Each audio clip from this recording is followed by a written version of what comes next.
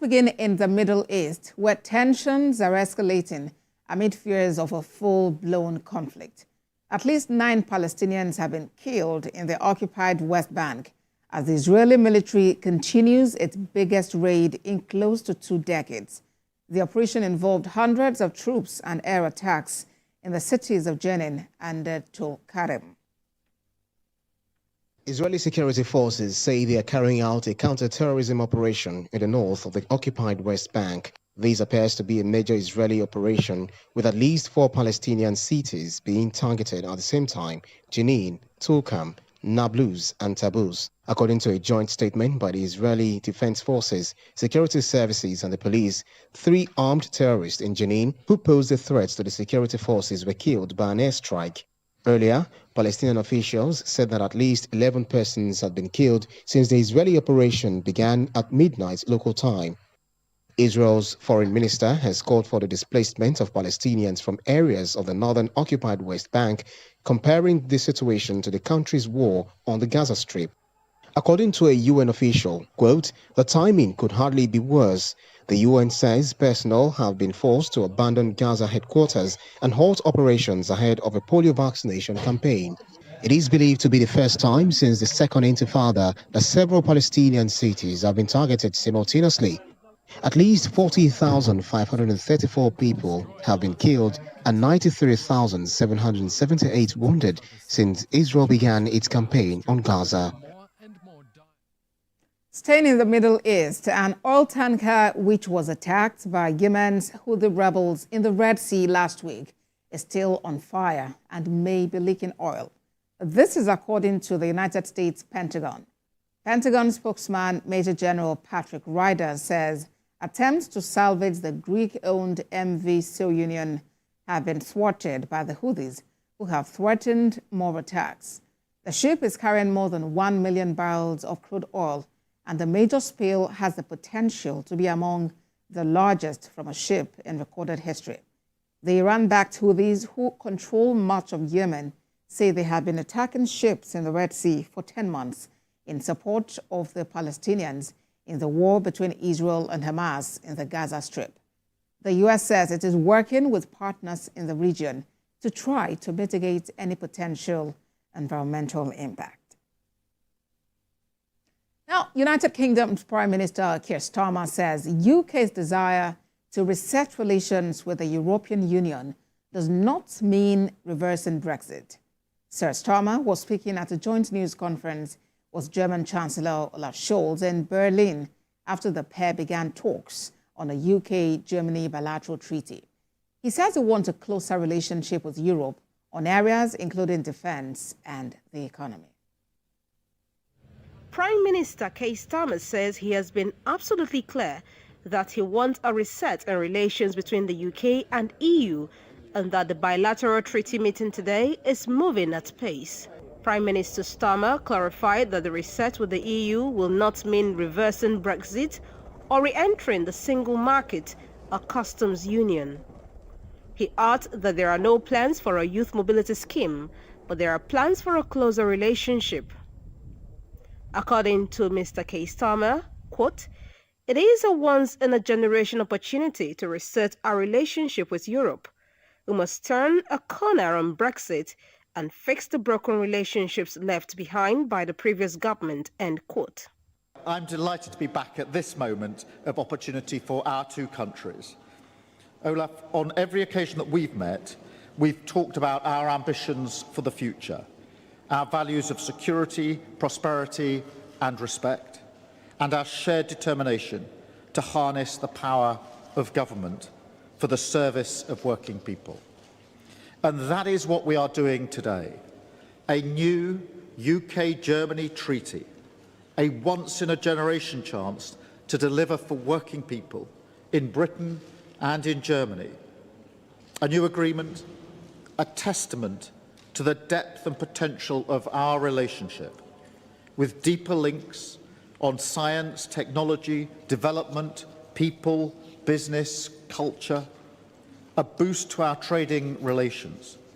Germany, of course, already the UK's second largest trading partner in the world, and through that, a chance to create jobs here and in the United Kingdom and deliver that most precious of goods for both our countries, economic growth. Mr. Starmer says the new treaty between the UK and Germany is part of a wider reset and adds that he hopes it will be agreed by the end of the year. Global affairs analyst Benga Onifade joins me live now from the UK for more on this. Ms. Onifade, what do you understand by this reset that Prime Minister Keir Starmer is talking about? Good afternoon. So based on what Keir Starmer is talking about, there had been a big division as a result of the Brexit votes. Former Prime Minister Boris Johnson, he did have a deal. I don't think it was the best of deals, because at the end of the day, it was a very long-lasting conversation.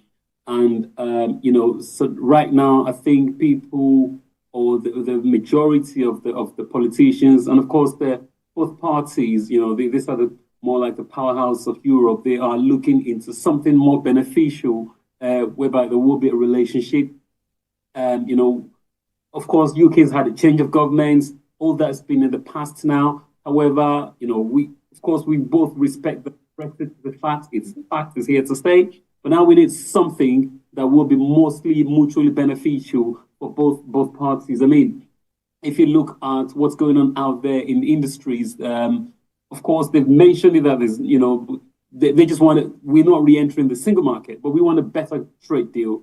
That's going to be working for both of us. If you look at the industry, as I was trying to say, I remember one of the manufacturing. I mean, UK is not exactly a great manufacturing hub, but we've had many engineers disappeared, and there was a manufacturing company I was talking to a while back, and even though if you want to go to Italy, which is literally 2 hours over the plane, compared to going to Turkey, which is about 4, 5, 6 hours, it will take.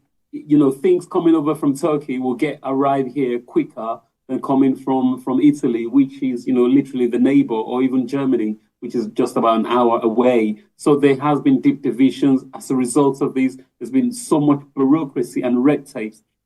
And of course, Germany being the second biggest trading partner for the United Kingdom, this is what UK is trying to do, resolve things whereby we both, have a profitable win. I mean, at the end of the day as well, Germany things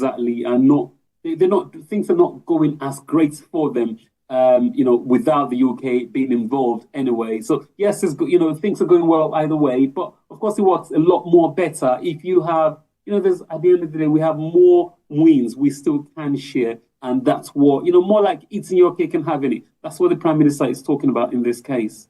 And as it is, we know Germany is still part of the European Union. The UK has chosen to leave. So one wonders how this is expected to play out, really. What is the UK willing to give to achieve this closer ties? Sure.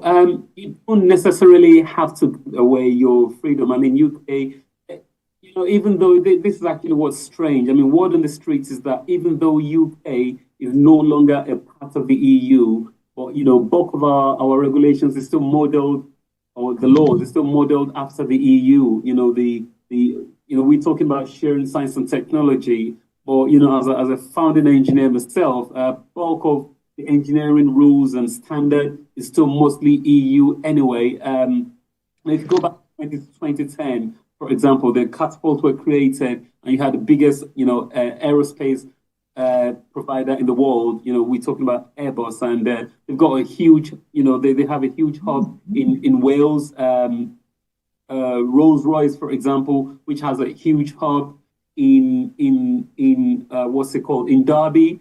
When I think at the end of the day, when money is involved, both parties will be able to come to glass. And part of what's going on here is, we're talking about a better, greater tax deal for each party. So you don't necessarily have to give away any form of freedom. And at the end of the day, also, since and it's like a tit for tat, really, since the whole Brexit thing came to life, there has been a greater deal of queue, stretching over just for you to cross over the border. 2 weeks ago I was just in Vienna, and literally I realized, if the people with the EU passport, they had a seamless transfer through compared to myself. I had to have a longer queue, but at the same time, it's the same thing here coming into the UK. UK is still attractive. Germany and the other, 27 European countries are still attractive, but we could have a mutually beneficial relationships. Thankfully, UK's got a lot to offer on the table, and I think it could be a win-win without having to break our neck really for each other. All right, and talking about fixing the broken relationship, both prime ministers discussed about an action plan to tackle illegal migration on the one hand and defense on another. What do you think?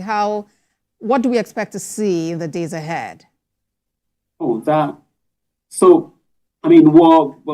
Prime Minister doesn't think it's going to be an easy conversation. They think it's probably going to, it's something that's going to go on for 6 months conversationally. And speaking of, immigration, illegal migration, that's a big deal for the EU-wide. I will say, we're talking about smuggling gangs from America and from countries outside the EU. And I think one of the things which UK keeps talking about is sending back boats. You get people who come across the channel from which France has been turning them here, unsuccessfully. But one thing they can both do, of course, when there's a joint collaboration right now, the EU don't want, migrants flooding their countries. Likewise, the UK don't want it. So when there's a contribution factor, we're talking about migrants as far as Africa and Asia. This way, once you realize UK is just a small island right here. Likewise, France doesn't want this thing. At the end of the day, they both have overwhelming migration from both sides, from different parts of the world. So joint collaboration, again, like I keep saying, the key word here, the win. You get things down right there in France. You get things down right here.